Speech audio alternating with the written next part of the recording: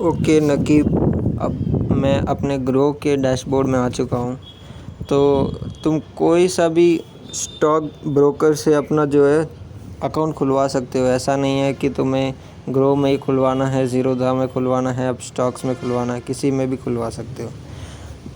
तो यहाँ पे काफ़ी सारी चीज़ें तुम्हें दिख रही होंगी, Nifty 50, Sensex, top gainers, F&O, ये काफ़ी सारी चीज़ें मैं तुम्हें एक एक करके समझाता हूँ।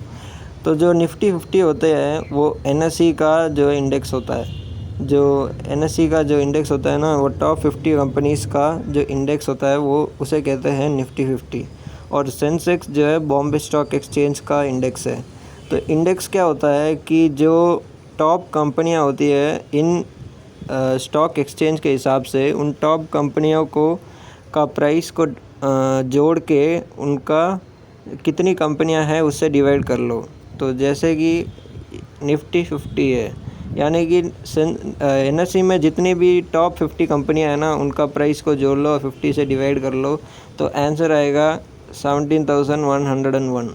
और सेंसेक्स में जितनी कंपनियां, उसका प्राइस जोड़ के 30 से डिवाइड कर लो, तो उसका प्राइस, उसका जो आंसर आएगा ये 57,200 ऐसा आएगा।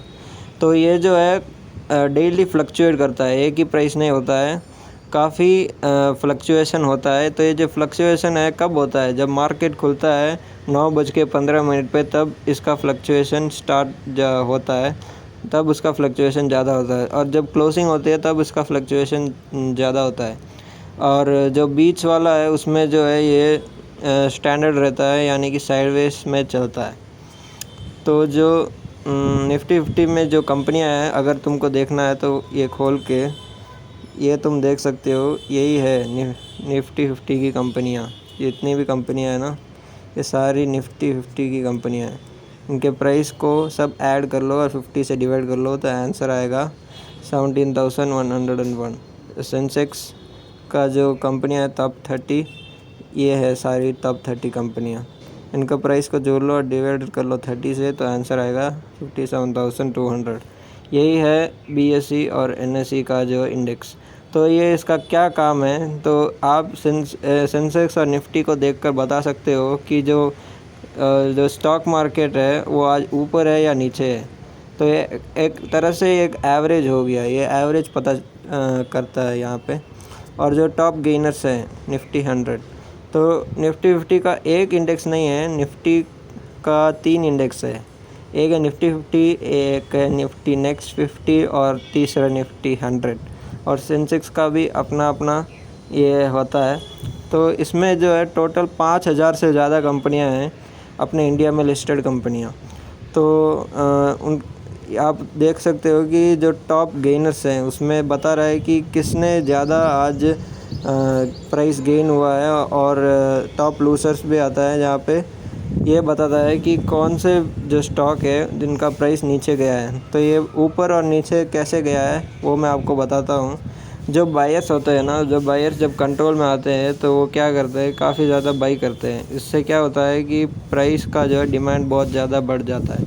जब प्राइस का डिमांड बहुत ज़्यादा बढ़ जाता है तो प्राइस अपने आप ऊपर जाने लगता है। और वैसे ही जैसे सेलर्स कंट्रोल में आ जाते हैं ना, वो क्या करते हैं, सारा का सारा स्टॉक जो बेचने लग जाते हैं। काफ़ी बल्क में बेचने के कारण जो है इस स्टॉक का प्राइस नीचे गया है अभी। तो यही होता है बायर्स और सेलर्स के बीच में, एक तरह से बोले तो लड़ाई होती है स्टॉक मार्केट में, कि आज मैं ऊपर लेके जाऊंगा, तो आज ऊपर कैसे लेके गया, मैं नीचे लेके जाऊंगा। तो दोनों कमाते हैं।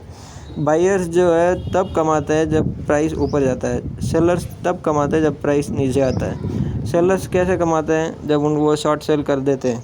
शॉर्ट सेल कैसे करते हैं, पहले वो सेल कर देते हैं फिर बाई कर देते हैं, ये होता है। तो जब प्राइस जो है ये भी होता है कि साइडवेज में आता है, तब क्या होता है, बायर्स 50% कंट्रोल में होते हैं और सेलर्स 50% कंट्रोल में होते हैं। उससे जो है प्राइस ज़्यादा फ्लक्चुएशन नहीं होता है, थोड़ा ऊपर थोड़ा नीचे, थोड़ा ऊपर थोड़ा नीचे, ऐसा होता है। और इसमें काफ़ी सारे फैक्टर्स हैं जो बताता है कि स्टॉक को कैसे पिक करना चाहिए। तो ये है टेक्निकल एनालिसिस। तो एक टेक्निकल एनालिसिस मैं तुम्हें बताता हूँ। कोई भी स्टॉक ले लेते हैं, जैसे कि ये स्टॉक है NMDC। इसमें जो है ये बता रहा है कि आज का लो कितना है, आज का हाई कितना है। तो ये जो चार्ट तुम देख रहे हो ये बेसिक्स चार्ट है। तो जो बिगिनर्स होते हैं उनके लिए चार्ट काफ़ी इजी होता है, पता चलता है कि कब ऊपर गया कब नीचे गया। मैं तो काफ़ी एडवांस हूँ, तो ये चार्ट में देखता हूँ कि कब ओपन हुआ क्लोज़ हुआ, क्या इसके जो है पैटर्न्स होते हैं। इसमें भी हमें यह पता चलता है कि कैसे पैटर्न्स होते हैं, बुलिश हरामी, बियरिश हरामी, hanging man, dragon fly, doji, काफ़ी सारे इसमें पैटर्न्स होते हैं। तो ये इंडिकेट करता है कि प्राइस ऊपर जाएगा नीचे आएगा, और इसमें भी काफ़ी सारे इंडिकेटर्स होते हैं, मैं बताता हूँ तुमको। तो यहाँ पे जब हम जाएंगे तो एक मैंने सुपर ट्रेंड लिया हुआ है और ये MACD इंडिकेटर है। तो ये जब नीचे से जो इसका जो ये कनेक्शन हुआ है तो इससे ये पता चलता है कि प्राइस आज अभी ऊपर जाएगा। वो मैं तुम्हें दूसरे वीडियो में समझाऊंगा। इससे पहले मैं टेक्निकल एनालिसिस इजी वे में समझा देता हूँ। तो ये देखिए फंडामेंटल्स, मार्केट का कैप कितना है, यानी कि कंपनी का साइज़ कितना है। इस कंपनी का साइज़ जो है इसमें करोड़ों में नापा जाता है। तो इस कंपनी का साइज़ है 39,329 करोड़। पी रेशियो क्या होता है, प्राइस टू अर्निंग रेशियो होता है।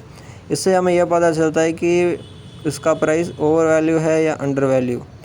तो जब प्राइस अंडर वैल्यू होता है तभी हमें बाई करना होता है, जब ओवर वैल्यू हो जाता है तब हमें सेल करना होता है।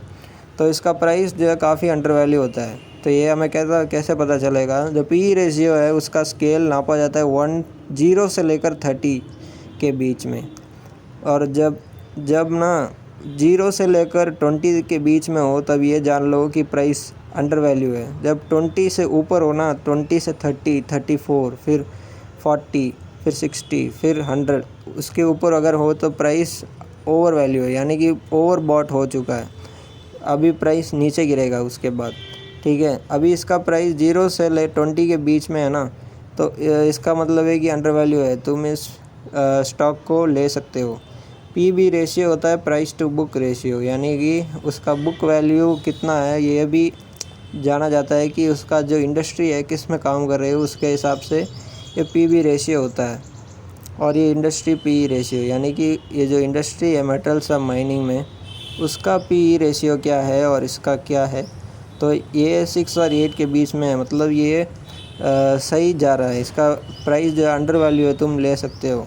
EPS यानी कि अर्निंग पर शेयर, यानी कि एक शेयर लेने पर कितना अर्निंग हो सकता है, यह 37 रुपीज़ बता रहा है। रिटर्न ऑन इक्विटी रेशियो, यानी कि इक्विटी का कितना रिटर्न होगा, रिटर्न ऑन इन्वेस्टमेंट, यानी कि 21% होता है इसका एवरेज। डिविडेंड यील्ड, तो ये डिविडेंड क्या होता है कि जब एक कंपनी अपना जो प्रॉफिट जो है शेयर होल्डर्स को देती है, तो ये कितना परसेंट देती है अपने शेयर होल्डर्स को, 5.78% ये देती है अपने शेयर होल्डर्स को। तो यहाँ पे देखो तुम रेवेन्यू क्या होता है कि उसने कितने का माल बेचा। अब कितने का माल बेचा, अभी सितंबर में हाल ही में इसमें 2,230 करोड़ में माल बेचा है, और उसका प्रॉफिट क्या है 752 करोड़, यानी कि अभी ये प्रॉफिट में चल रही है। तो ये प्रॉफिट में अगर कंपनी हो तो अच्छा माना जाता है, तभी हम शेयर लेते हैं। अगर लॉस में जा रहा है तो इसका मतलब ये है कि सेलर्स कंट्रोल में आ जाएंगे और काफ़ी ज़्यादा सेल कर देंगे, तो इससे जो है बायर्स को काफ़ी नुकसान झेलना पड़ सकता है। तो ये सब चीज़ें देख लो, और नेटवर्थ भी देख लो तुम कि 28,000 कितना है प्रॉफिट में। ऊपर ये ग्राफ जो ऊपर होना चाहिए, ये नहीं है कि नीचे ही आता रहता है। मैं तुम्हें बताता हूँ कि जैसे कि वोडाफोन, इसमें तुम देखोगे कि कंपनी का जो प्रॉफिट है वो सब नीचे जा रहा है। रेवेन्यू तो बहुत ज़्यादा कर रही है लेकिन इसमें प्रॉफिट ही नहीं है, तो जब सेलर्स अभी कंट्रोल में आ जाएंगे, इसकी वजह से तुम देखोगे कि इसका शेयर का प्राइस जो है काफ़ी टाइम से सेलर्स में कंट्रोल में है, अभी काफ़ी नीचे जा रहा है। तो ये शेयर लेने का कोई मतलब नहीं बनता है। तो हम वापस आ जाते हैं अपने यही शेयर में। अबाउट द कंपनी, यानी कि कंपनी क्या करती है, तो इसका नाम है NMDC। ये क्या काम करती है तुम देख सकते हो, मेटल्स और माइनिंग में काम करती है। और शेयर होल्डिंग पैटर्न क्या होता है कि 100% एक शेयर होता है, ठीक है। और कंपनी बोलती है कि मैं अपना शेयर जो है 30% जो है शेयर मार्केट में बेचूँगा। यानी कि जैसे कि मैंने बोला कि जैसे 1 लाख मतलब 10 लाख शेयर है, तो मतलब 7 लाख मेरे पास होंगे। अगर 70% है प्रमोटर होल्डिंग, यानी कि 7 लाख मेरे पास होंगे और 3 लाख जो है मैं शेयर मार्केट में बेच देता हूँ। तो कौन कौन ख़रीदने वाला होंगे? डोमेस्टिक इंस्टीट्यूशंस, यानी कि जो बड़े बड़े हमारे देश में जो संस्थान होते हैं वो डोमेस्टिक इंस्टीट्यूशन होते हैं जो शेयर को लेते हैं। उनकी होल्डिंग है 15.99। रिटेल जो होते हैं, यानी कि हम जो डायरेक्टली शेयर को लेते हैं, हम बोलते हैं रिटेल इन्वेस्टर्स। ठीक है। म्यूचुअल फंड क्या होता है? म्यूचुअल फंड वाली कंपनियां भी इसमें हिस्सेदारी लेती है। म्यूचुअल फंड क्या होता है कि मानो कि तुम्हें शेयर मार्केट के बारे में कुछ नहीं पता, कि तुम बोलते हो कि कंपनी को, जो म्यूचुअल फंड वाली कंपनी है वो क्या करती है, वो अपना पैसा जो हमसे पैसा लेकर शेयर मार्केट में डालती है। तो वो जो है टॉप में रहकर अपना जो है सारा मैनेज कर देती है, अपने सारे पैसे। अगर हमको शेयर मार्केट के बारे में कुछ जानना नहीं है और किसी ऑर्गेनाइजेशन को बोल के हमको ये कहना है कि तुम मैनेज करो, तो ये म्यूचुअल फंड की वाली कंपनी होती हैं। तो इनकी होल्डिंग भी हमें देखनी चाहिए। और फॉरेन इंस्टीट्यूशन, यानी कि जो बाहर के देश से जो फंडिंग आती है, कंपनी जो शेयर होल्डिंग लेते हैं ना बाहर के देशों से, जैसे अमेरिका, यूरोप, जापान वगैरह, ये सब ये फॉरेन इंस्टीट्यूशन होते हैं जो इसमें हिस्सेदारियाँ लेते हैं। और जो ये बताती है टॉप म्यूचुअल फंड किसने इन्वेस्ट किया है, कौन से सिमिलर स्टॉक हैं। तो तुम क्या कर सकते हो, इसमें जो कॉम्पिटिटर होते हैं उससे एनालाइज कर सकते हो कि उसके कॉम्पिटिटर कैसे परफॉर्म कर रहे हैं, उनका प्राइस क्या है, उसका इक्विटी। तो जब तुम कंपेयर करोगे तुम्हें बेस्ट शेयर मिलेगा ख़रीदने को। और न्यूज़ ये बताते हैं कि इसका कब मीटिंग डेट है, बोर्ड मीटिंग कब होती है। इवेंट में ये बताते हैं कि जब बोर्ड ऑफ डायरेक्टर्स की मीटिंग होती है ना, तब वो डिसाइड करते हैं कि कितना डिविडेंड देना है, कितना बोनस देना है, कितना मतलब शेयर को ख़रीदना है उनको, अगर बेचना होता है तो वो सब डिसाइड करते हैं बोर्ड मीटिंग में। तो फ्यूचर एंड ऑप्शन क्या होता है? FNO उसे बोलते हैं कि हमें लगता है कि अभी ये 138 है, अभी 150 में जाएगा। मुझे लगता है, मुझे शेयर मार्केट में मुझे शेयर लेने की कोई ज़रूरत नहीं। फ्यूचर एंड ऑप्शन में ज़्यादा रिटर्न मिलता है, तो लोग इसमें ज़्यादा इन्वेस्ट करते हैं। तो ये वही करते हैं जिनका रिस्क बहुत ज़्यादा होता है और जो पैसे खोने का डर नहीं रखते हैं, जिनकी एनालिसिस बहुत ज़्यादा होता है, उसमें वो लोग इसमें पैसा कमाते हैं। जिनके पास नॉलेज नहीं होता है ना, तो वो उसमें डाल के पैसा फिर गंवा देते हैं। तो हमें बेहतर यही करना चाहिए कि पहले सब कुछ जान लेना चाहिए, उसी के बाद इन्वेस्ट करना चाहिए। तो तभी हमें जो है प्रॉफिट मिलेगा, वरना लॉस भी हम बुक कर सकते हैं। तो ये सब चीज़ें होती है, मैं बाद में बताऊंगा टेक्निकल एनालिसिस कैसे करते हैं।